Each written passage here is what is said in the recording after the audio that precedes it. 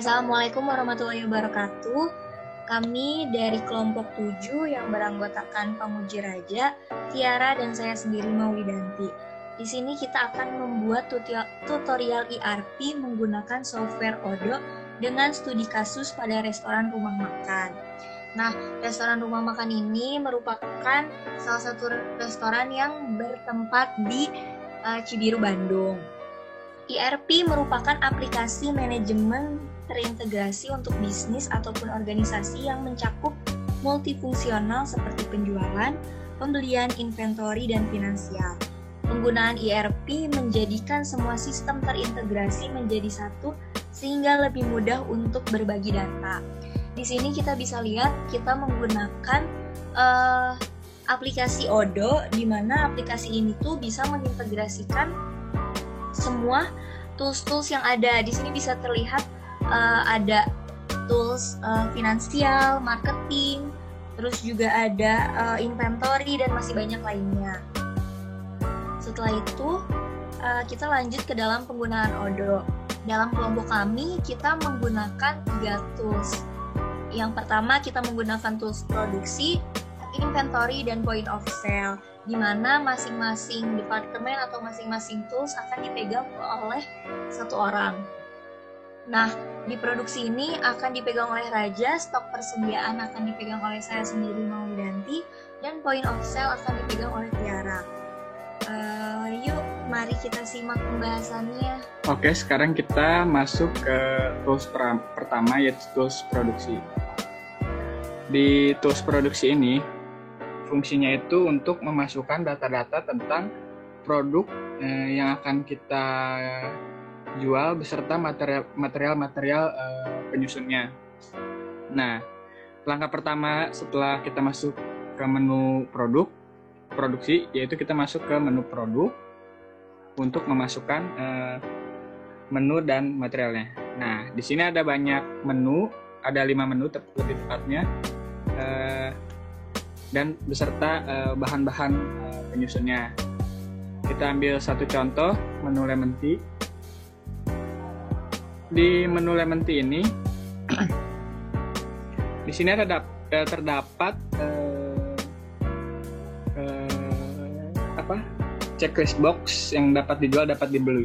Nah, kedua checklist box ini perlu diisi karena lemon tea ini merupakan menu utama dari produk kita. Di sini ada tipe produksinya, kita isi bahwa lemon tea ini ada produk konsumsi. Di sini ada harga jualnya, itu harga 10.000 per porsi. Ada pajak pelanggan juga sini 10%. Selanjutnya ada menu penjualan, pos. Nah, kalau di pos ini kenapa perlu kita checklist? Karena agar menu ini dapat ditampilkan di tools pos yang akan dijelaskan oleh teman saya nantinya. Nah, kategorinya juga diisi bahwa lemon tea ini adalah minuman, dan ada menu pembelian dan stok persediaan. Setelah itu, setelah semua produk dan bahan diisi, tadi ini kan produk utamanya, kita masuk ke produk ke bahan bakunya. Salah satunya bahan bakunya adalah lemon. Nah, sedangkan di produk lemon ini, checklist box-nya itu tidak diisi karena ini merupakan bahan bakunya. Jadi bahan bakunya ini tidak dapat dijual maupun dibeli oleh customer. Nah, informasi umumnya bahwa si lemon ini merupakan bahan baku dari si produk bahan baku, jadi istilahnya. Lalu harga jualnya dinolin karena memang tidak untuk dijual. Harga modalnya kita isi 25.000. Jadi ini tuh merupakan harga modal untuk membeli 1 kilo lemon. Jadi kita buat semua bahan baku itu belinya per kilo. Nah, di stok persediaan ini di sini ada penanggung jawab, itu merupakan orang yang membuat si bahannya. Tadi beratnya itu 1 kilo. Ya, setelah semua menu beserta bahan penyusunnya sudah dibuat, kita masuk ke daftar kebutuhan material atau disingkat BOM di sini. Nah, di sini udah terdapat menu-menu yang sudah kita buat, ada 5 menu. Nah, BOM ini fungsinya itu untuk menyusun komponen-komponen dari dari menu-menu yang ada di restoran kita tadi. Contohnya kita lemon tea sama kayak tadi. Komponen dari lemon tea itu ada gula, teh, dan lemon. Dalam membuat 1 buah porsi lemon tea ini, kita membutuhkan 30 gram gula, 30 gram teh, dan 60 gram lemon. Setelah sudah dibuat komponen beserta kuantitasnya atau beserta racikannya, kita di sini bisa lihat BOM structure and cost-nya. Bahwa untuk membuat 1 porsi lemon tea itu kita membutuhkan biaya sebesar Rp3.750. Nah, di sini kita bisa setelah kita tahu harga modal untuk membuat 1 porsi lemon tea, kita bisa buat perkiraan harga untuk penjualannya yang tadi bisa diedit di menu produk. Setelah kita selesai di menu produksi, kita masuk ke produk stok persediaan. Nah, setelah kita sudah tahu bahan-bahannya untuk membuat makanan dan minuman, sekarang kita masuk ke stok persediaan. Dalam stok persediaan ini terdapat 4 macam atau 4 tools. Yang pertama ada penerimaan, order pengiriman, point of sale order, dan manufacturing. Di sini kita hanya menggunakan 2 tools, yaitu point of sale order dan manufaktur.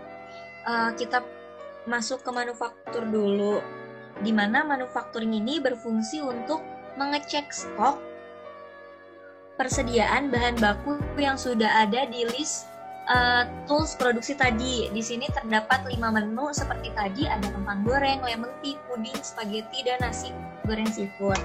Nah, misalnya kita akan mengecek lemon tea apakah persediaannya ada atau tidak.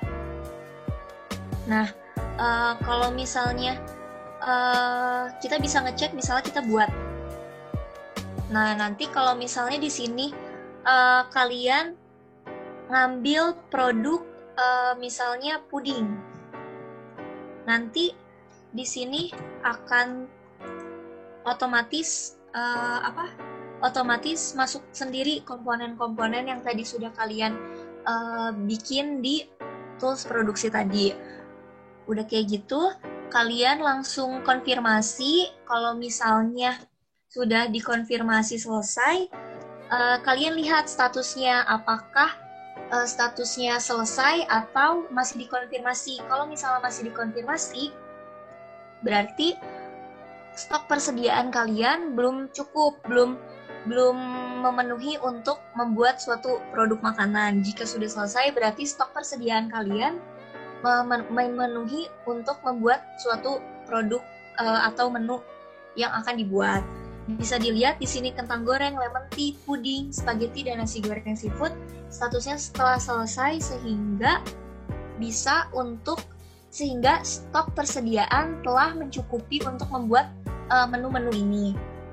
Nah, jika stok persediaan sudah mencukupi, barulah kita bisa membuka restoran rumah makan ini.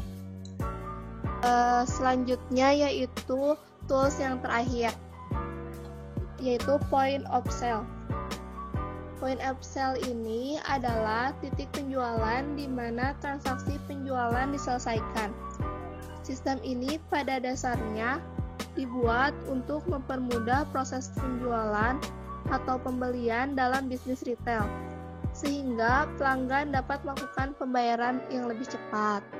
Nah, kita masuk langsung saja di sesi baru. Nah, contohnya di sini ada pelanggan yang bernama Kang Raja. Kang Ya, Raja mau beli apa? Aku mau beli kentang goreng sama puding. Satu kentang goreng dan satu puding. Ya. Benar?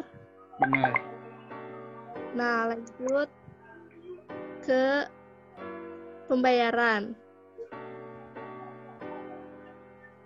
Lanjut ke menu pelanggan. Langsung buat namanya Kak Raja. Simpan. Kang Raja mau bayar pakai apa? Kas atau bank? Mau kas teh, pakai kas. Kas saja.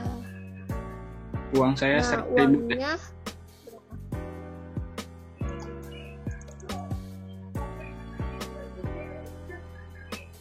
ya 100.000.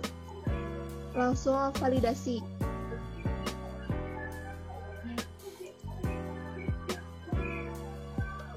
Terus berarti totalnya 27.500 dan dibayar dengan uang 100.000.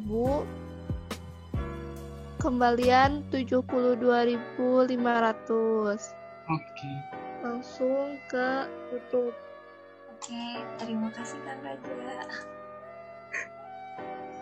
Makasih. Setelah tadi ada customer yang order, kita masuk ke stok persediaan. Di sini bisa dilihat ada point of sale order, di mana pelanggan akan memasukkan, pelanggan akan memasukkan menu-menu yang akan mereka beli. Di sini karena tadi udah Kang Raja, nama pengirimnya, nama ininya Kang Raja. Terus produk yang dibelinya kentang goreng 1 dan Puding. puding 1. Bisa dilihat kita ubah di kuantitas, di selesai kita kasih pesanannya berapa. Karena tadi kentang gorengnya 1, pudingnya 1, berarti kita masukin satu-satu. Terus kita validasi. Nah, kalau misalnya sudah tervalidasi, kita simpan. Setelah sudah divalidasi, kita lihat statusnya. Jika masih dikonfirmasi, berarti ada stok barang yang masih kurang. Jika statusnya sudah selesai, berarti stok barang kamu mencukupi dan orderannya sudah bisa dikirim ke pelanggan. Dan di sini karena status yang diorder Kang Raja sudah selesai, berarti proses jual beli atau transaksinya sudah selesai dan makanan bisa dikirim ke Kang Rajanya. Nah, sudah sekian dari kelompok kami. Mohon maaf bila ada kesalahan. Wassalamualaikum warahmatullahi wabarakatuh.